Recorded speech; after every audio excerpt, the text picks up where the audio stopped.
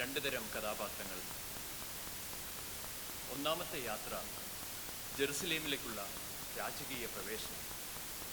വിശുദ്ധ മത്തായിയുടെ സുവിശേഷം 21-ാം അധ്യായം 10-ാം വാക്യത്തിൽ എഴുതിയിരിക്കുന്നു, അവൻ ജെറുസലേമിൽ പ്രവേശിച്ചപ്പോൾ നഗരം മുഴുവൻ ഇളകി വശായി. ദൈവത്തിൻ്റെ സ്വന്തം ജനമായ ഇസ്രായേൽ തൻ്റെ പ്രിയപ്പെട്ട നഗരമായ ജെറുസലേമിലേക്ക് രാജാവിനെ പോലെ കാത്തിരുന്ന മിശിഹായെ ആർപ്പ് വിളികളോടെ വരവേറ്റ നിമിഷങ്ങൾ. 4 ദിവസങ്ങൾക്ക് ശേഷം നമ്മൾ മറ്റൊരു യാത്ര കാണുന്നു. ആ യാത്ര ജെറുസലേമിന് പുറത്തേക്കാണ്. രാജാവിനെ പോലെ വരവേറ്റവർ അലറി വിളിച്ചുകൊണ്ട് കൊലയാളിയെ പോലെ യേശുവിനെ കൊണ്ടുപോകുന്ന ആ കാഴ്ച.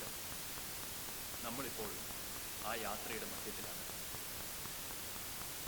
Let us reflect for a minute how we come across situations in our life where we felt like our loved ones or near ones have abandoned us or felt helpless in that situation. ഒരിക്കലെങ്കിലും അറിയാതെയെങ്കിലും പാടിപ്പോയിട്ടുണ്ടോ? ദേവനെന്നെ ക്രൂശിലേറ്റുവാൻ അപരാധമെന്തു ഞാൻ ചെയ്തു. ദൈവത്തോടൊപ്പമുള്ള യാത്രയിൽ നമ്മുടെ സങ്കടങ്ങൾ നമുക്ക് ദൈവത്തിന് സമർപ്പിക്കാം. നമുക്കിനി 8-ാം സ്ഥലത്ത് കണ്ട 2 കഥാപാത്രങ്ങളിലേക്കും കൂടി നോക്കാം.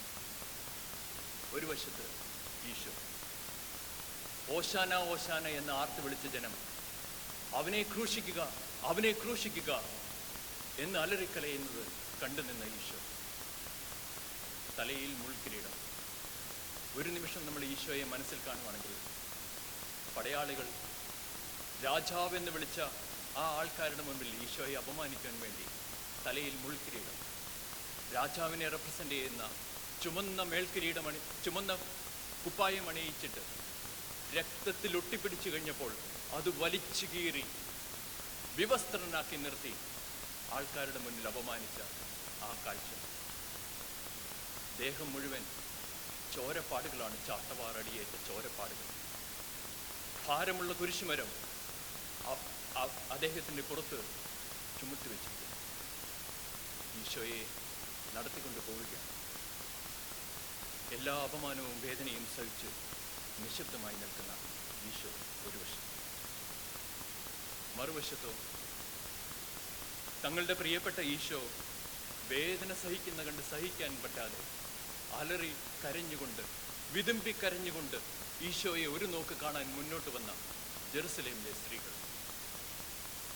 മറ്റു പലരും പടയാളികളെ പേടിച്ച് ഓടി ഒളിച്ചപ്പോൾ ഈശോയുടെ ഒപ്പം നടന്ന ആൾക്കാരും ഈശോയുടെ അടുത്ത് പോലും ഇല്ലാത്ത അവസ്ഥയിലും മുന്നോട്ട് വന്ന് ഒരു സ്നേഹവും ഒരു കാരുണ്യവും കാണിക്കാൻ മുന്നോട്ട് വന്ന ആ ജെറുസലേമിലെ സ്ത്രീകൾ ഇതാ മറ്റു വശത്ത് നിൽക്കുന്നു. അവരുടെ സ്നേഹവും അവരുടെ കരുതലും യേശുവിൻ്റെ ഹൃദയം അലിയിക്കുന്നു. വേദനയുടെ നടുവിലും ഈശോ അവരെ ആശ്വസിപ്പിക്കുന്നു. ഇത് കണ്ടു നിന്ന കവി ഇങ്ങനെ എഴുതി വെച്ചു: മുൾമുടിയണിഞ്ഞുകൊണ്ടീശോ എൻ മുഖത്തൊരു ഉമ്പ തന്നു. മുൾമുടി കൊണ്ട് എൻ്റെ മുഖം നൊമ്പരമെടുത്തു. ആ നൊമ്പരത്തിന് ഞാൻ പേരെഴുതി സഹനം. Let us reflect both the characters. Have I been in situations like one Jesus faced? Have I been accused of wrong things or bullied by friends, loved ones or colleagues at work? Have I felt lonely and left all alone in this world full of people? Let us also think about the situation where we were in places like the women of the daughters of Jerusalem. Have we felt pity for someone? Have we felt empathy for someone's hardships? Were we able to show some acts of mercy or some acts of kindness in their most difficult times?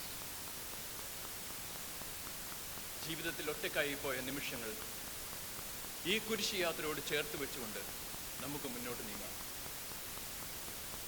നമ്മളുടെ സങ്കടങ്ങളെ നമുക്ക് ദൈവത്തിന് സമർപ്പിക്കാം. മറ്റുള്ളവരെ കൂടുതൽ മനസ്സിലാക്കാനും അവരോട് കുറച്ചുകൂടെ കാരുണ്യം കാണിക്കുവാനും അവരുടെ വിഷമങ്ങളിൽ നമുക്കവരോട് സ്നേഹവും കരുതലും കൂടെ കാണിക്കാനുള്ള കൃപ തരണമേ എന്ന് സർവേശ്വരനോട് പ്രാർത്ഥിച്ചുകൊണ്ട് നമുക്ക് ഈ യാത്ര തുടരാം.